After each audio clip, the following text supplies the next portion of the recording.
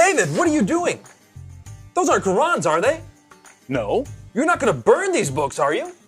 Well, the thought had crossed my mind. No! Don't burn these books. Books are filled with valuable information. Here, let me randomly pick one and open to a random page. Uthman sent to every Muslim province one copy of what they had copied and ordered that all the other Quranic materials, whether written in fragmentary manuscripts or whole copies, be burnt. Let me see that. Uthman ordered that all other Quranic materials be burnt.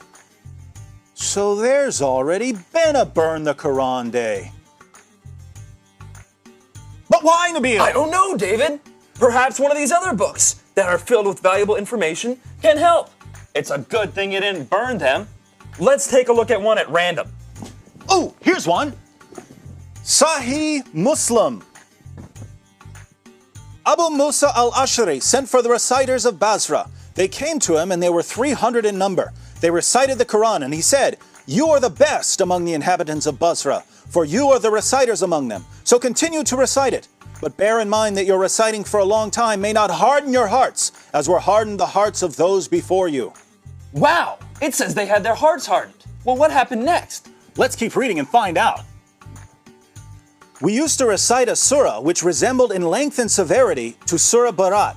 I have, however, forgotten it, with the exception of this, which I remember out of it. If there were 2 valleys full of riches for the son of Adam, he would long for a 3rd valley, and nothing would fill the stomach of the son of Adam but dust. And we used to recite a surah which resembled one of the surahs of Musabihat, and I have forgotten it. So this is saying that 2 chapters of the Quran are missing because Muslims forgot them. Let me see that. You're right. This is saying that 2 entire chapters are missing because Muslims forgot them. Hey Nabil, look at this.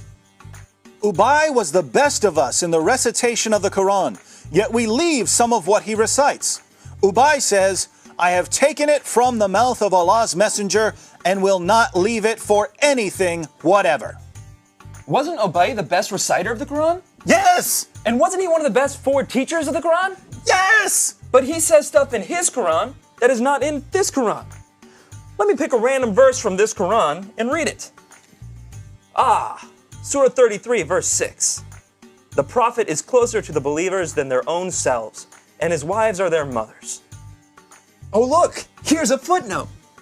In some qira'as, like that of Ubay ibn Ka'b, occur also the words, "and he is a father of them."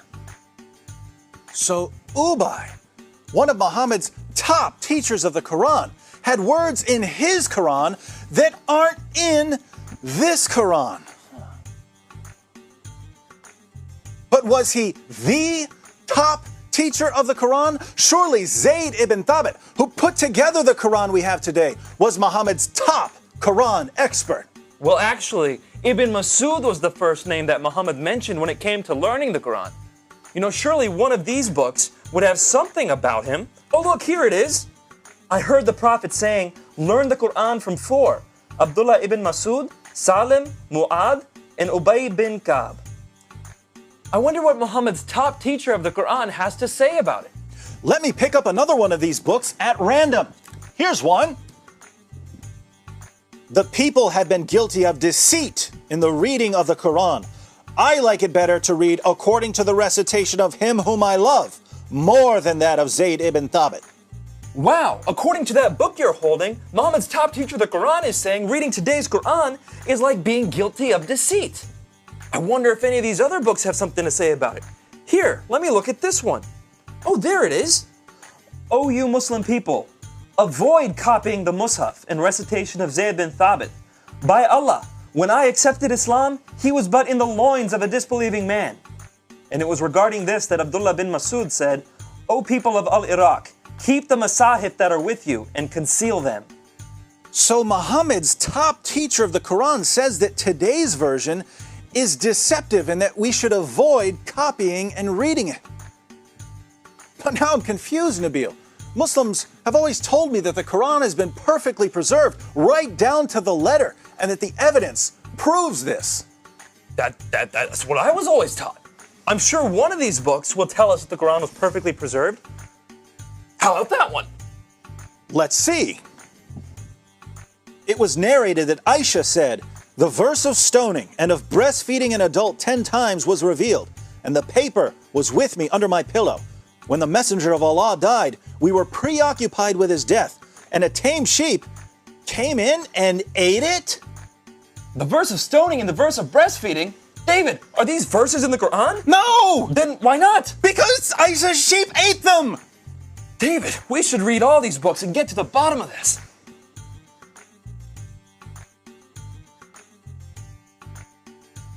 So let me see if I've got this right. Muhammad died, and no one had compiled the Quran. The people who had memorized large sections of the Quran were sent into battle by Abu Bakr, and they were slaughtered. Muslims lost a ton of the Quran that day. Abu Bakr didn't want to lose any more, and so he had Zayd ibn Thabit put together what was left and compiled it into a manuscript. And soon thereafter, people started compiling their own manuscripts, and large disputes began to happen over what should be included in the Quran. Ibn Masud had only 111 chapters in his Quran, while Ubay ibn Ka'b had 116 chapters. And Zayd, who compiled today's Quran, only had 114 chapters.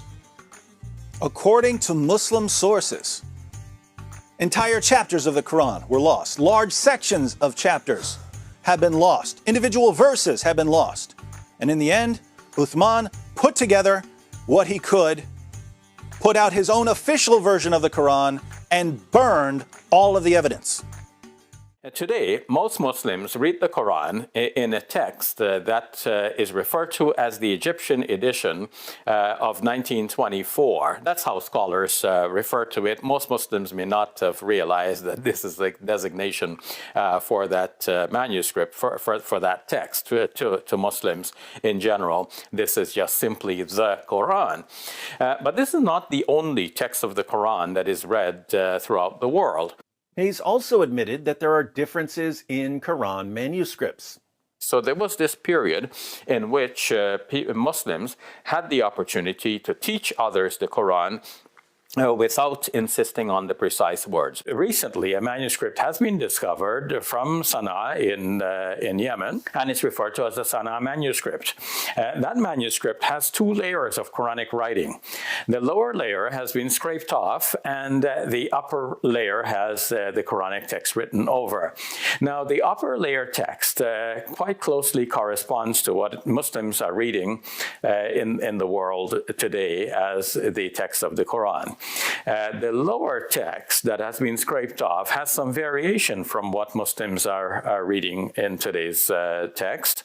What's disturbing is that even when someone like Dr. Shabir Ali admits that there are different Arabic Qurans, and even when he admits that there are differences in the manuscripts, the Muslims in the comments section are still claiming that all Shabir really means is that there are different pronunciations of the same Arabic words. That's all he means. No, that's not what he means, my Muslim friends. Feel free to contact him and ask him. Send a message to Dr. Shabir Ali and ask, Shabir, when you say that there are differences in the manuscripts, do you only mean that there are different pronunciations of the same Arabic words? Shabir is going to give you an education, because Shabir knows what non-Muslim scholars are finding when they go through manuscripts of the Quran. This is so fun to watch. I encourage everyone to click on Dr. Brubaker's new video so that he can take you through 11 variants and corrections on a single page of a manuscript of a book that's been supernaturally protected by the great God Allah. I think we can all agree that if a book has all the features of a book that's been changed and corrupted, even though it's been perfectly preserved, it must indeed be a miracle. And it's very clear to you and to every single very advanced student and specialist that the standard narrative has holes in it. That's what I'm going to say. That the standard narrative has holes in it. That the standard narrative has holes in it.